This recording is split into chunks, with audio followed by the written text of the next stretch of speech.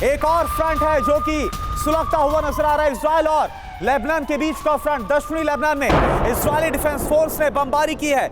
ये देखिए आप तस्वीरें। हिजबुल्लाह के कई ठिकाने इस बमबारी में तबाह किए गए। हिजबुल्लाह जो कि नॉन स्टेट एक्टर है लेबनान का, वो लगातार इजराइल पर हमले कर रहा है, हमलों को अंजाम दे रहा है। और इसका जवाब कैसे दिया गया, यानी ये फ्रंट अब और भी भीषण होता हुआ नजर आ रहा है।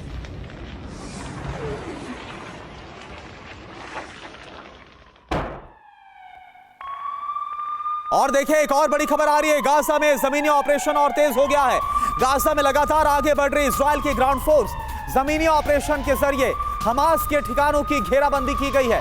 किसी भी वक्त हमास की टनल वाले ठिकानों पर बड़ा ग्राउंड अटैक हो सकता है। संचार सेवा ठप करके हवाई हमले जारी है। इजराइल के कमांड सेंटर पर हवाई हमले किए गए।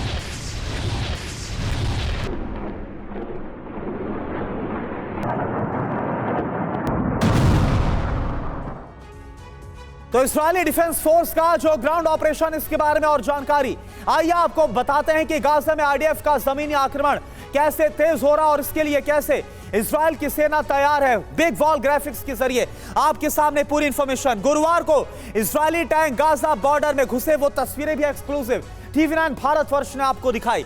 ग्राउंड फोर्स को वायुसेना, नेवी का कवर फायर लगातार मिल रहा है। आईडीएफ यानी कि इजरायली डिफेंस फोर्स ने जमीनी ऑपरेशन की शुरुआत कर दिया और इसके बाद देखिए गाजा में त्राहिमाम मचा हुआ है। जमीनी ऑपरेशन से पहले संचार सेवा को ठप किया गया है, इंटरनेट को काट दिया गया है। गाजा में 24 घंटे से इंटरनेट सेवा बंद पड़ी हुई है। यह सूरत हाल इस वक्त गाजा में है। 100 लड़ाकू विमानों से ताबड़तोड़ बमबारी की गई। 22वें दिन दक्षिणी गाजा के तटीय इलाकों में हवाई हमले और भी ज्यादा तेज कर दिए गए हैं। पूर्वी, उत्तरी और मध्य गाजा में विध्वंसक हमले लगातार जारी है। लोगों को दक्षिणी गाजा जाने का आदेश दे दिया गया। महज एक ठिकाना है जहां पर इस वक्त हमले रोके गए हैं। हमास के कई लॉन्चिंग पैड्स को इजराइल ने हमले में तबाह कर दिया है।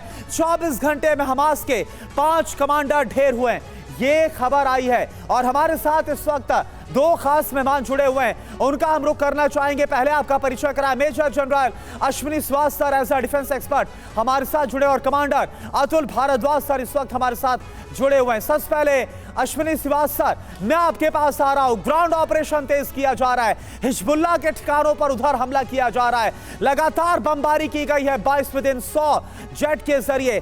क्या देख पा रहे हैं आप 22वें दिन कहां पर आकर यह युद्ध पहुंच चुका है? हाँ देखो करुणा, इसमें सच्चाई है कि अब जो इजराइल है वो ग्राउंड अटैक की तैयारी कर रहा है। उसके लिए वो सॉफ्टनिंग अप कर रहा है बाय एयर। वो इतना रेजिस्टेंस को कम करना चाहता है हमास के कि वहाँ पर उनके जो बेसिकली कमांड स्ट्रक्चर है उसको बर्बाद किया जाए। उनके जो मेन कमांडर्स हैं उनको एक प्रकार से बर्बाद किया जाए।